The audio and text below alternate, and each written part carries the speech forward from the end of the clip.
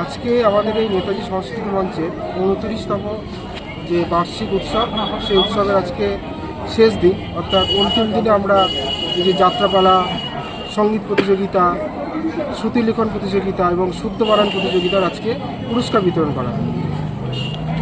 এই অনুষ্ঠানে কারা কারা সহযোগিতা করেছে এবং কাদেরকে এই পুরস্কার দেওয়া হলো?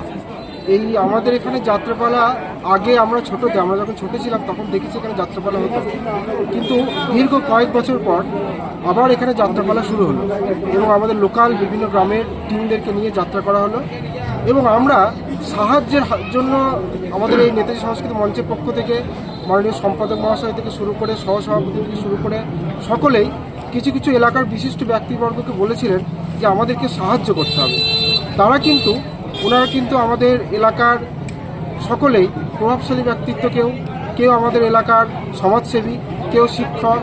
তারা কিন্তু নিজেদের পরিবারবর্গের স্মৃতিতে কেউ কোনো রাজনৈতিক দলের হয়ে বা কেউ এলাকার মানুষের হয়ে বিভিন্ন পুরস্কার প্রদান করেছেন।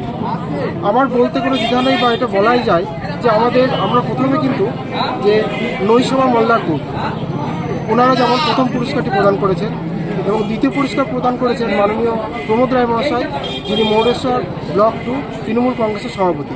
আমরা যখন ওনার কাছে এই প্রস্তাব নিয়ে আমাদের যারা ব্যক্তিবর্গরা আছে ওনারা যখন যায়, উনি কিন্তু একবারেই প্রথম কথাতেই কিন্তু তিনি কথা দিয়ে বসেন, হ্যাঁ আমি এই পুরস্কারটা আপনাদের কমিটিতে প্রদান করছি। এবং তৃতীয় পুরস্কার আমাদের যিনি আজ মারা গেছেন, অর্থাৎ শুক্লা ঘোষ, ওনার ছেলে শুভেন্দু ঘোষ, তিনিও এই পুরস্কারটি প্রদান করেছেন।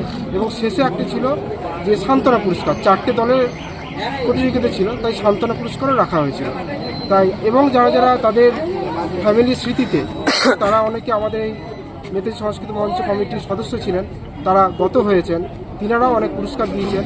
আমাদের যিনি বর্তমানে উপপ্রধান আছেন, অর্থাৎ চন্দনা রায়ের শ্বশুর মশাই এবং শাশুড়ি মা, ওনাদের স্মৃতিতে ওনারা পুরস্কার প্রদান করেছেন।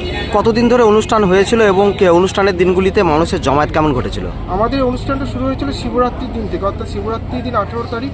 সেদিন দেবাদিদেব মহাদেবের মাথায় জল অর্পণ করার পর থেকে মন্দিরে অনুষ্ঠান হয় এবং পরের দিন অর্থাৎ 15 তারিখ থেকে শুরু হয় আমাদের এই অনুষ্ঠান। দুপুর 2টোর সময় শুভ উদ্বোধনী অনুষ্ঠানের মধ্যে দিয়ে আমাদের এই অনুষ্ঠানের শুভ সূচনা। কি নাম ও পরিচয় আপনার?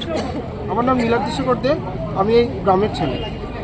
আজকের দিনে যে সমস্ত ছেলেমেয়েরা মোবাইলে ব্যস্ত, আমি সবাইকে অনুরোধ করব যে আপনারা যারা গার্জেন আছেন বা যারা আমাদের শুভবুদ্ধি সম্পন্ন মানুষ আছেন, আমাদের ভারতের যে ঐতিহ্য, আমাদের রাজ্যের পশ্চিমবঙ্গের যে ঐতিহ্য, আমাদের যাত্রা যে শিল্প, এটাকে বাঁচান এবং আপনাদের সহযোগিতা দরকার। কারণ ঠাকুর রামকৃষ্ণ বহুদিন আগেই বলেছেন যে যাত্রা শিল্পের মাধ্যমে, যাত্রার মাধ্যম দিয়ে মানুষকে লোক শিক্ষা হয়। সবাই